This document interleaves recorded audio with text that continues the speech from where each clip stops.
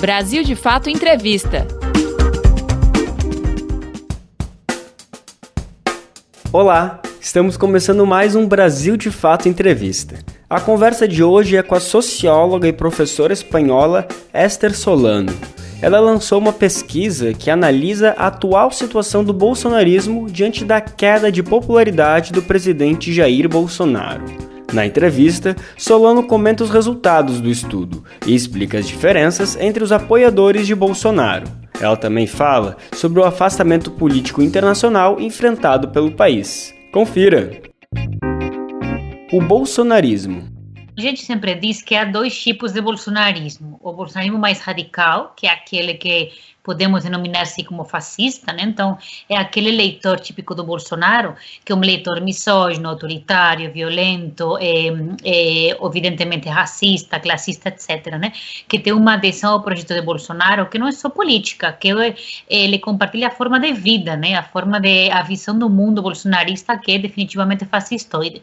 Agora, tem um outro bolsonarismo, que eu diria que é o majoritário, que não é tanto aquela visão fascista do mundo, mas que é um bolsonarismo que está movido por alguns elementos que foram muito fortes nos últimos anos no Brasil, que foram, sobretudo, assim, a negação da política tradicional, o antipetismo, o anti-esquerdismo, a Lava Jato, que ela teve como consequência a criminalização da política, e depois uma penetração muito grande de valores cristãos, a gente sabe o papel da igreja pentecostal e neopentecostal, e também de uma ética militar, de um ethos militarista muito forte, né?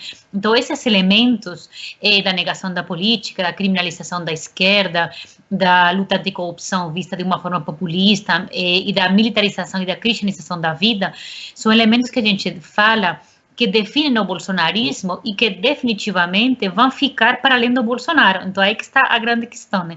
A ideia de que a gente pode, no melhor dos cenários, derrubar Bolsonaro, mas os elementos que ficaram aí, que foi uma conjunção para o momento eleitoral, podem ficar e podem dar lugar, quem sabe, a um outro líder das mesmas características ou parecidas, né?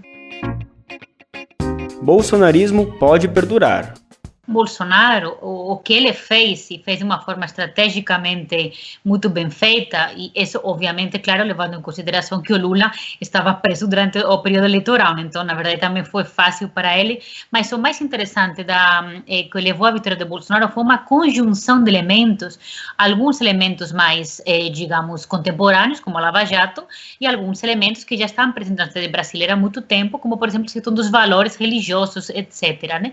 Então, qual que é o assunto? A gente sempre diz, se a esquerda, o campo democrático, não conseguir dialogar com esses elementos, como, por exemplo, o campo religioso, o campo evangélico, ou dialogar, por exemplo, com um elemento que foi muito importante para a vitória de Bolsonaro, que foi a questão da segurança pública, se a esquerda não conseguir dialogar com esses elementos e apresentar suas próprias narrativas sobre eles, ou a questão da corrupção, por exemplo, né? Um relato sobre corrupção, virá um novo líder, que pode ser, por exemplo, uma direita que eu denomino mais cheirosa, né? A la João Dória, Luciano Huck, se aproveitando desses elementos que já estão inseridos na população, que tem um enraizamento muito profundo e que Bolsonaro aproveitou, mas outras lideranças podem não aproveitar. Então, eu sempre digo que a esquerda está deixando aí um vácuo, né, político e social ao não dialogar em questões muito importantes como as que eu falei, religião, valores cristãos, segurança pública, corrupção, né, que são de fato narrativas que são complicadas para nós, e podemos estar jogando isso no colo de um outro líder de centro-direita, que seja mais palatável que o Bolsonaro, mas que no fundo tem um projeto também neoliberal e ao jeito dessa centro-direita que está sendo aí colocada. Eleição de Bolsonaro é reflexo da sociedade. Quando a gente diz, por exemplo, Bolsonaro é racista, veja bem, é que a sociedade brasileira ela é imensamente, tragicamente racista, por exemplo. Bolsonaro é misógino, tudo bem, é que o Brasil ele bate recordes em violência contra a mulher, por exemplo. Bolsonaro é LGBT-fóbico, e que a gente sabe que o Brasil é um país que tem um recorde infames em violência contra a população LGBT, por exemplo. Então, no fundo, é verdade, eu concordo muito que é um reflexo de problemas estruturais, sistêmicos, que não têm sido atacados, porque são muito difíceis de ser atacados. Quando a gente sempre diz que o campo progressista deve ter no seu centro nevrálgico a luta antirracista, a luta pela pauta da mulher, a luta pela pauta LGBT, a luta também por políticas públicas, econômicas inclusivas, porque eu sempre digo, o paulo-guedismo é uma parte do bolsonarismo, né? Então, a gente tem que levar muito em consideração que a esquerda tem que recuperar de uma forma muito potente a pauta da luta contra a pobreza, contra a desigualdade, etc., recuperar a pauta da classe, né? É exatamente por isso, porque se a gente não recuperar essas pautas, estamos deixando elas como monopólio da direita, né? Então, é um pouco a provocação da nossa pesquisa é exatamente essa, pensar que o bolsonarista não é um sujeito, de repente, folclórico, né? Não é um sujeito aí caricatural que apareceu do nada, de repente emergiu um sujeito bolsonarista, não. São sujeitos, pessoas que estavam próximas a nós, que estão próximas a nós, que entenderam que a figura do Bolsonaro representava tudo isso que estava aí colocado, mas aí que está o ponto, estava aí colocado já previamente. STF e Congresso são moderadores de Bolsonaro? Obviamente que no momento atual é importantíssimo a gente criar qualquer tipo de frente o mais ampla possível, o mais abrangente possível, porque a emergência agora não é só uma emergência política, é uma emergência que tem a ver com a vida dos brasileiros de tirar o Bolsonaro do poder. Porque quanto mais tempo ele permanecer no poder, mais pessoas vão morrer. Quer dizer, é absolutamente claro como isso, né? A gente está contando o número de cadáveres que o Bolsonaro está deixando por aí, né? Então, a emergência é tão clara e tão óbvia que qualquer aliado agora é bem-vindo. Agora, uma coisa a gente tem que ter muito clara, né? Os aliados de hoje são aqueles que criaram o problema que nós temos, né? Quando a gente fala, por exemplo, no Poder Judiciário, o Poder Judiciário, todo o grupo lavajatista e o próprio STF foi cúmplice absolutamente evidente da vitória do Bolsonaro. Quando a gente fala em imprensa, a grande imprensa brasileira foi um cúmplice evidente da vitória do Bolsonaro, para além de outros fatores que hoje estão assinando manifestos como o EBBL, por exemplo, né? Então a gente não tem que esquecer isso. Então é um pouco paradoxal isso, porque ao mesmo tempo que é absolutamente necessário fazer uma intervenção antifascista, pro-democrática, apoiando a ordem institucional e apoiando, evidentemente, o funcionamento institucional, então, por exemplo, contra o fechamento do Congresso, né, contra esses aires autoritaristas dos filhos do Bolsonaro, mas a gente sabe que nós somos reféns das instituições, porque são instituições que trabalham contra o trabalhador, que trabalharam por um antipetismo e por uma criminalização da esquerda muito forte, e sejamos sinceros, a gente não estaria hoje na situação em que estamos se não fosse pela cumplicidade, direta ou indireta, de muitos de hoje que assinam esses manifestos, infelizmente. Né? Prisão de apoiadores bolsonaristas. Eu confesso, eu sou abolicionista penal, sou absolutamente contra o encarceramento, mas eu confessava hoje que eu sentia um gostinho aí quando eu vi a Sarah Winter sendo presa, né? Porque são personagens deleznaves, né? São personagens absolutamente trágicos e necropolíticos. Agora, qual é o problema disso? E uma coisa que a gente capta nas nossas pesquisas é que cada vez que o STF faz uma movimentação no sentido de prender personagens políticos, como por exemplo esse, ou por exemplo, semanas passadas, né, quando o STF, acho que foi Alexandre de Moraes, teve essas ordens de prisão, né, e de averiguação para personagens importantes do bolsonarismo, como o cara da Havana, as lojas Havana, etc., as pessoas percebem, e isso é muito perceptível, porque o tempo todo está na imprensa, essa é uma das consequências dessa espetacularização da justiça, né, que o Brasil é refém hoje. As pessoas percebem que o Supremo Tribunal Federal está muito politizado, muito militante, tanto para um lado como para outro, mas elas percebem muito claramente que não é um órgão de justiça que seja neutro, e que seja movido por questões técnicas. Elas sabem, veem isso muito claramente, que ele é movido por questões políticas. Então, veja que enrascada nós temos aí. O STF é um dos grandes criminalizados por Bolsonaro, e não só por esses sujeitos folclóricos como a Sarah Winter, sino pela base bolsonarista até mais popular, né? Pessoas que já votaram no PT, que hoje votaram em Bolsonaro, que é uma base popular que se deixa muito levar por essa ideia da criminalização da justiça. O problema é que o próprio STF é refém da sua própria atuação. O próprio STF jogou muito esse papel de uma intensa politização, de uma intensa militância, né, da justiça, de uma intensa hiperespetacularização, de tal forma que os ministros do STF agem muito mais quase como apresentadores de TV do que como ministros, né, do Supremo Tribunal Federal. Então, esse que é o problema, né? Como que você sai dessa dinâmica quando o próprio órgão de justiça acaba jogando esse jogo que é muito perigoso, né? E é muito antidemocrático também. Pressões pelo impeachment. a maioria das pessoas da base mais fiel do Bolsonaro não acredita nessa possibilidade, né? Eles dizem que Bolsonaro ainda é forte o suficiente e que não tem provas o suficiente também para tirar o Bolsonaro. Como se contra Dilma tivesse tido alguma prova, mas enfim, né? Agora, o que a gente vê, isso é uma coisa muito interessante, é que já começa a haver uma base popular que votou no Bolsonaro, que está mais arrependida, mais desiludida, já começa a falar, bom, seria até desejável tirar o Bolsonaro do poder, porque, veja bem, a pandemia está sendo uma gestão terrível, ele está agindo com muita responsabilidade. Na verdade, assim, as pessoas têm medo do impeachment, porque sabem que é uma opção muito traumática, né? Eu acho que, por muito que muita gente apoiasse o impeachment de Dilma, pedagogicamente foi passada a conclusão para a população de que o impeachment é uma questão muito doída, né, e muito dramática para a população. Então, ao mesmo tempo que tem medo do impeachment, mas já começamos a escutar da sua própria base que ele deveria ser retirado do poder, que ele deveria renunciar. É uma coisa interessante isso, né, porque você vê aí um pouco como é que está sendo pulverizada um pouco essa base que antes parecia mais coesa, né.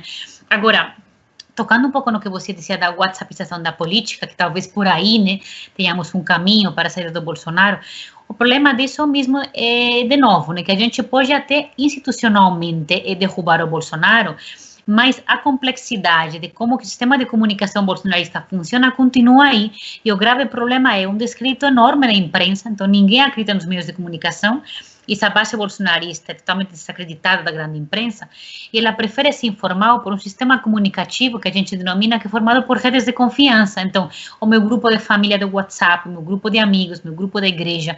Então, olha a dificuldade disso. Eles não recebem uma informação que é apurada, que é uma informação profissional, que é uma informação verificada. É uma informação que tem muito mais a ver com redes mais tribais, primitivas, né, de confiança, de proximidade.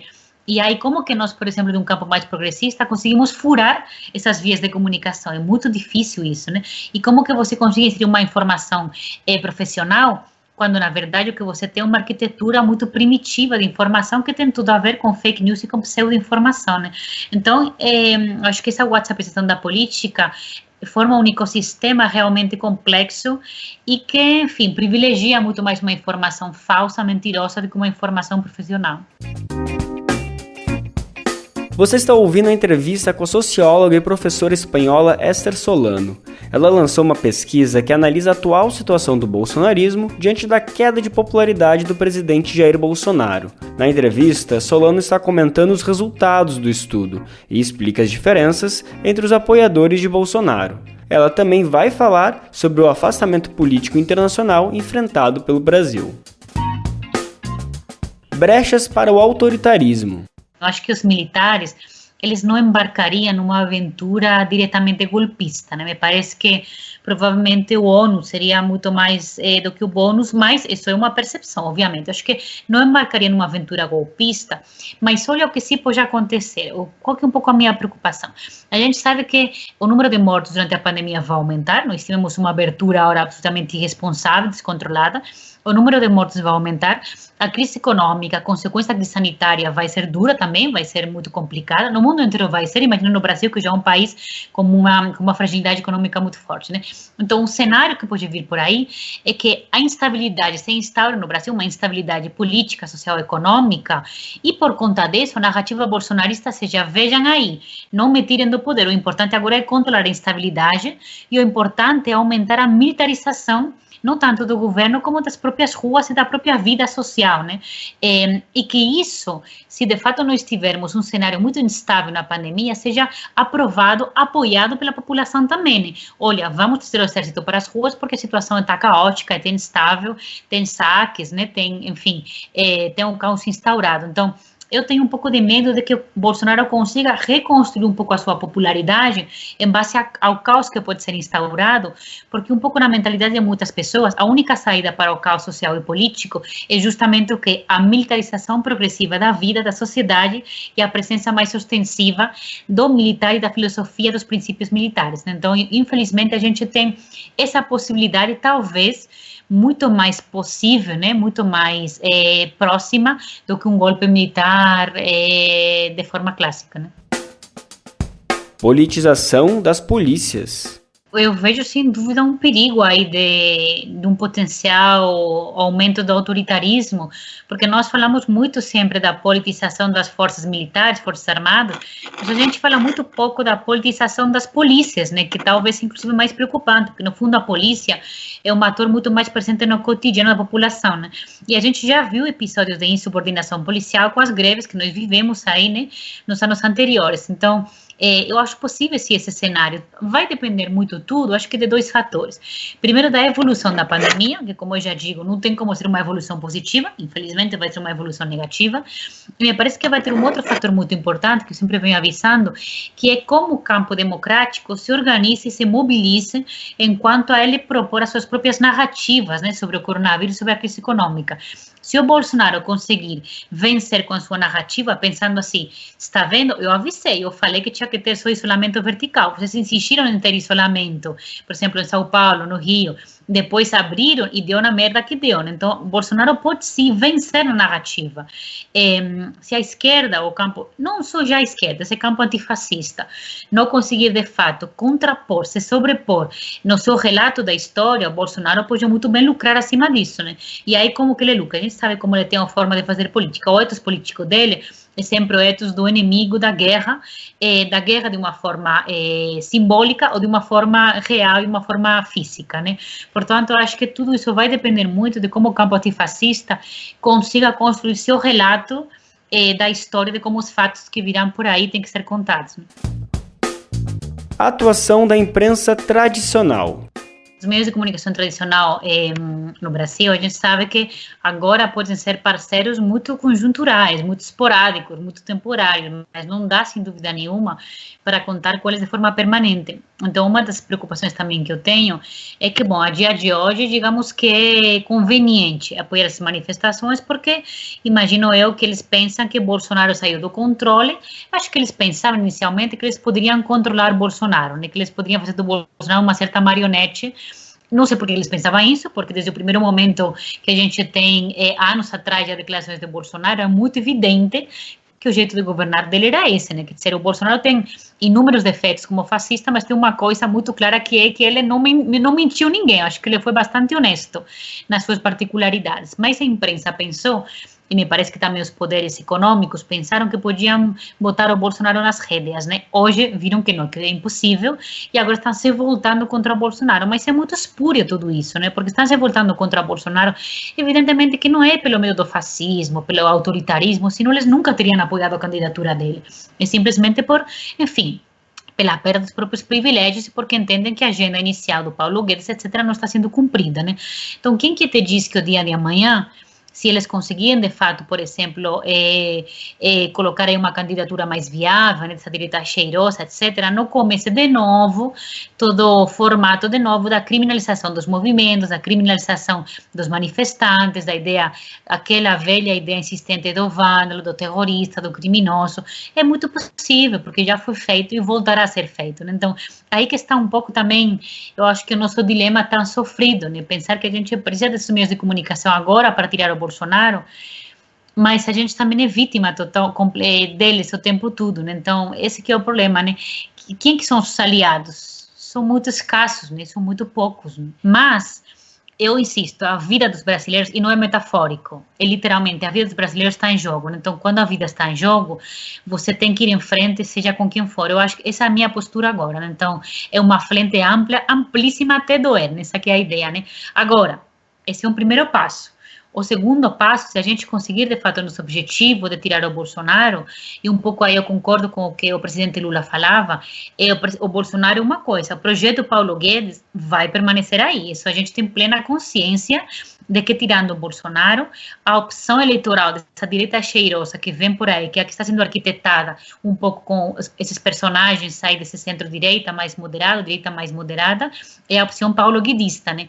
Essa opção de Paulo Guedes, antipovo, antitrabalhador, tem que ser também desconstruída, né? Então, acho que são dois momentos, né? O momento da emergência, da urgência sanitária e econômica, e um momento a posterior a ser construída uma agenda, e nessa agenda aí, evidentemente, que não cabem esses personagens.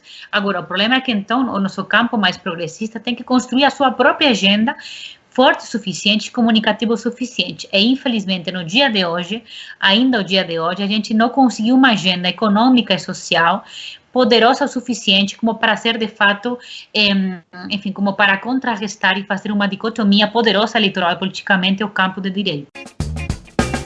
Evangélicos podem migrar para o lavajatismo? O que a gente vê nas pesquisas é que o lavajatismo ele é bastante mais típico de uma classe média mais tradicional, né? É o que nós vemos porque nós pesquisamos muito o público C e D, que é muito mais o público evangélico, né? Nós sabemos que o público evangélico pentecostal e neopentecostal é mais classe baixa, né? Classe mais popular. Então, o que nós vemos é que o lavajatismo, o humorismo, não pega tanto na classe mais popular, é mais típico, mais tradicional da classe média. Então, o que eu te diria desse público evangélico mais popular? Primeiro que eu não acho que migre tanto para esse humorismo, né? Mas o que eu te diria? Primeiro que é um público que não foi sempre de extrema-direita. Eu quero lembrar aqui que o Edir Macedo foi um aliado do PT durante muito tempo, né? Então, não é um público que foi permanentemente de ultradireita ou extrema-direita. Portanto, se esse público não foi permanentemente de extrema-direita, nós temos uma chance de reconectar com esse público. E outra coisa muito importante, é um público eminentemente popular. Então, se o campo progressista não conseguir dialogar com esse público, estamos perdendo a nossa essência, né? Nossa essência deveria ser sempre dialogar com o público popular. Obviamente que há obstáculos, que há dificuldade, mas também eu quero lembrar que não é a mesma coisa a bancada evangélica, que essa sim tem que ser combatida, porque uma bancada fundamentalista, porque uma bancada que luta contra o progresso, porque uma bancada absolutamente retrógrada, do que a base evangélica popular. São coisas diferentes, separadas, e nós temos que distinguir entre as duas, né? Relações internacionais.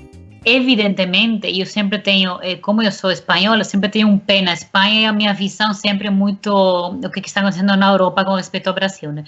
O Brasil se transformou num absoluto pária internacional, num dos países pior avaliados no momento. É absolutamente dramático você ver, por exemplo, os noticiários na Europa, como eles tratam o Brasil, de uma forma escandalosa, né? Quer dizer, a imagem do Brasil no exterior é absolutamente patética, né? A gente passou, foi muito interessante quando eu me lembro da época do Lula, né, que o Brasil tinha uma percepção no exterior muito positiva, a imagem pejorativa, hiper negativa que nós temos agora. Mas aí eu queria também frisar um ponto. A imagem, portanto, é super negativa, um par internacional. Bolsonaro também está sozinho, eu concordo muito com o que você disse, inclusive os líderes da extrema-direita não estão apoiando o Bolsonaro. Trump já se distanciou e outros líderes da extrema-direita no mundo, como Orbán, etc., não estão nem aí com o Bolsonaro, né? Agora, o problema de hoje, nos tempos do coronavírus. Previamente ao coronavírus, a gente viu uma pressão internacional interessante contra o Bolsonaro, na figura do Macron, por exemplo, né, com a questão do Amazonas, do meio ambiente, né, e aí a gente pensou, bom, é importante nós termos essa pressão externa anti-Bolsonaro, é um fator importante. Hoje em dia, no meio da pandemia e no pós-pandemia, o mundo está preocupado demais por salvar a sua própria pele na pandemia, então, infelizmente, a gente vai ver diminuir essa pressão internacional, porque os países estão muito preocupados por como gerir a sua própria crise econômico-sanitária, né? Então, imagino eu que a pressão internacional vai diminuir, vai ser uma pressão desse tipo. A União Europeia também não vai deixar entrar os brasileiros, os Estados Unidos também não vai deixar os brasileiros, mas eu acho que vai ser basicamente por aí, né? Então, mais do que nunca me parece que o Bolsonaro está isolado internacionalmente, mas o pior, os brasileiros também estarão isolados internacionalmente. Pandemia na Espanha. Eu acho que a Espanha é um dos países mais diametralmente opostos ao Brasil, porque foi um dos países que fez um confinamento mais radical, né? Mas o confinamento chegou a ser muito drástico, né? Tanto que tinha polícia na rua multando quem saía, foi uma coisa bem, bem radical, que deu um efeito muito positivo, porque de fato a curva de contágios e de mortes diminuiu drasticamente, né? E agora estamos num momento de volta à normalidade, de desescalada, de recuperação do que a gente denomina aqui a nova normalidade, com muito medo, né, porque aparecem por aí rebrotes, né, aparecem de repente repontes de uma forma ou outra, mas evidentemente está tudo muito mais controlado. E eu acho que, fundamentalmente, por duas questões essenciais que estão acontecendo na Espanha, que para mim são as duas grandes lições da pandemia. Primeiro, como que é importante o papel de um Estado minimamente centralizado, organizado e estratégico, coisa que a gente não tem no Brasil. E segundo, como que é importante o sistema público de saúde que seja bem estruturado, né? Se não fosse pelo sistema público de saúde que nós temos na Espanha, o número de mortes teria sido muito maior, não tenho dúvida. Assim como no Brasil, se não fosse pelo SUS, por muito que a gente sabe que ele é precário, né, que ele ainda não chega ao patamar que a gente gostaria, se não fosse pelo SUS, o número de mortes teria sido muito maior. Então, acho que as duas grandes lições que vêm da Espanha, mas que chegam também do Brasil, é que sem Estado e sem SUS, a morte está garantida, né? Pandemia e crise do neoliberalismo. O intervencionismo do Estado na economia aparece e ressurge cada vez mais potente, né? A própria União Europeia, que não é para nada susceptível de ser chamada de comunista, e já tem falado há muito tempo que é importante que os Estados intervenham economicamente em cada país, porque é urgente e necessário um mínimo controle das economias estatais se a gente quiser, de fato, passar pela crise econômica com menos gravidade, né? Mas é uma coisa que para mim talvez seja mais impactante desse período pandêmico, que é como que o debate do ingresso mínimo vital, da renda emergencial mínima, né, há diversos nomes por aí, que no Brasil são R$600, né, como que esse debate está colocado sobre a mesa. Há muito tempo que a esquerda vem falando sobre a importância de uma renda mínima vital, de uma renda mínima que garanta a dignidade das pessoas. Isso nunca tinha sido levado em consideração pelas altas esferas políticas. E hoje em dia, a gente vê isso, inclusive chegando das altas esferas da economia, né? Eu estava lendo, por exemplo, hoje uma entrevista da nova diretora do FMI para El País, e já estava falando como a importância de uma renda mínima emergencial nos tempos de pandemia. Isso, para mim, é um avanço importantíssimo. Agora, qual que é aí talvez o ponto? O coronavírus vai acabar. Mais tarde, mais cedo, a gente vai ter uma vacina, a gente vai ter um tratamento, e não podemos perder tudo que foi conquistado em termos de avanço do Estado e da proteção aos mais pobres e mais vulneráveis, né? Então, o papel agora do campo progressista é pegar essas medidas que são só, por enquanto, temporárias, emergenciais, e tentar transformá-las, primeiro, num debate público muito mais em profundidade, a longo prazo, e depois tentar transformá-las em políticas públicas também de longo prazo e de pós-pandemia.